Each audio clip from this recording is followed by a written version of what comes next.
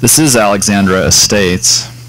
A proposal for 23 lots on about 116 acres. The development amounts to a residential density of about 1 home per 5 acres. Planning Board didn't feel that the staff report adequately addressed agricultural resources concerning this property, and that this is prime farmland, and that the design inherently does not adequately mitigate impacts to agriculture. So their ultimate recommendation was for subdivision denial.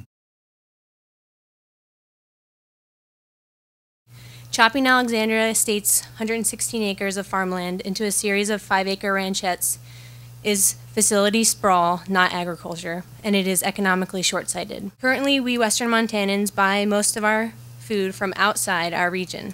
That's because that's where large quantities of cheap food come from today. If we grew 15% of our food here in Western Montana, we would add an additional $66 million to the local economy every year. Unfortunately, as a county, as a state, as a nation, and on the planet as a whole, we are losing agricultural land. By 2050, we will have 9 billion people on this planet.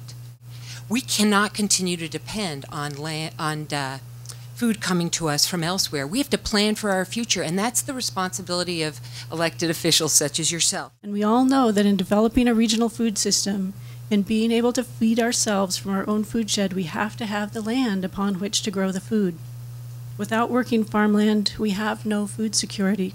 CFAC has provided clear recommendations that could provide consistent, predictable development policies that will protect working lands while allowing for smart growth.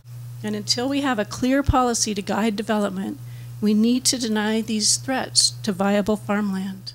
22% of the children in the U.S. live in poverty, and about 17% of Missoula children here live in poverty as well. Everyday children and their families who live in poverty do not have enough food to eat and have low or no access to healthy, nutritious foods.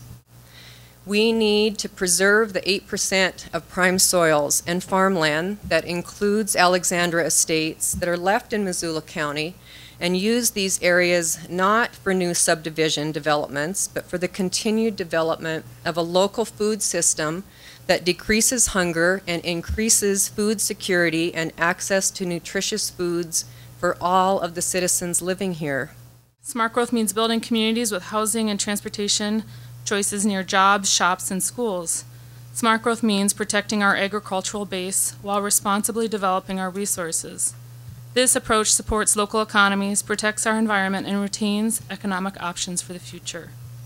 Smart growth allows local governments to deliver services more efficiently, keep taxes lower, and provides predictability for developers. I wanted to present to you a statement of support for farmland conservation policy, endorsed by 34 businesses and organizations from Missoula. It's not just conservation environmental groups, not just farmers and ranchers, but business owners, developers, builders, realtors, contractors. I would like to highlight carbon dioxide because I actually did a calculation, and Missoula's farmland is literally taking up enough carbon dioxide to just take the equivalent of thousands of cars off the road each year. And so think about the bigger picture. This lot is a very integral part of the 112,000 acres of farmland in Missoula County. In referencing the state geospatial data for Missoula County, there are currently 3,880 parcels between 3 to 7 acres.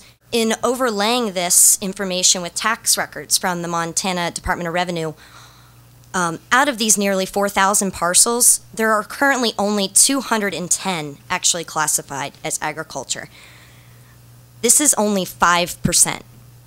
If we follow the current pattern and percentages that we see right now in Missoula, we would be lucky if just one parcel at Alexandra Estates actually sold a minimum of $1,500 in agricultural products. I just wish to express my opposition to the Alexandra Estates subdivision as a Missoula County resident, as a young Missoula County resident, and as someone who's interested in having my elected officials uphold the laws that the state gives them to uphold. The right and the duty that you have to require mitigation or to deny for effects to agriculture at subdivision review was granted in 1975 by the state legislature. It's not a new law. And this responsibility that you have was from last year as well, when attempts to change that law so that you wouldn't have to regulate for impacts to agriculture, those attempts to change were defeated. The citizens of the state spoke, and this is important to us. I just wanted to reaffirm something that I believe you understand, which is that you have the authority to deny this subdivision. The Subdivision Plat Act, your own regulations, the definition of agriculture, and I think importantly, the Lolo Land Use Plan. There's support in a whole bunch of different places for a decision that these adverse impacts to agricultural soils and farmland are unacceptable. The Lolo Land Use Plan says that the county will preserve important agricultural soils for agricultural use. It further says that it encourages developers to cluster residential uses and maximize open space and agricultural land. That when you look at the impact to agriculture, you've got to look at the starting point. You can't look at just is 1 5-acre lot if that has a potential for a farm, but what's the potential of the current piece right now? And clearly the current piece has a suite of agricultural options on it as an intact farm, and that's exactly why the Office of Planning and Grants has advised you that's really the ideal mitigation, is that you would keep that resource intact. But if you approve the subdivision, then in fact you essentially are stating that mitigation has taken place, and the mitigation to agriculture is reasonable.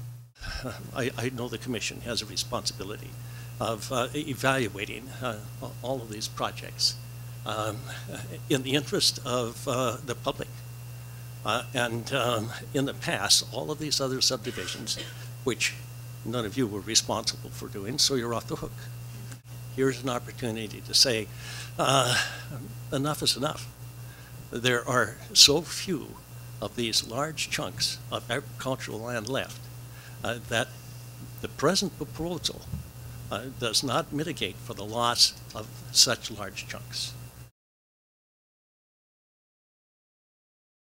The points that people made today, regarding agriculture just lead me to believe that it's more the reason why Missoula County needs to get the tools to use in our toolbox, dealing with future developments and being more predictable, because none of them see this as proper mitigation, and I myself am choked up still about thinking of this as proper mitigation. we have to, I think, have some consistency in how we apply our regulations. I think the unfortunate thing is that we don't have a policy done yet. We'll go forward and try to, improve those to add that ag policy. We hope to do that sometime after the first of the year. It'll go to planning board first and then to us, but we appreciate all the input and the passion that all of you have, and hopefully together we can all figure out ways to help mitigate loss of ag land and feed ourselves.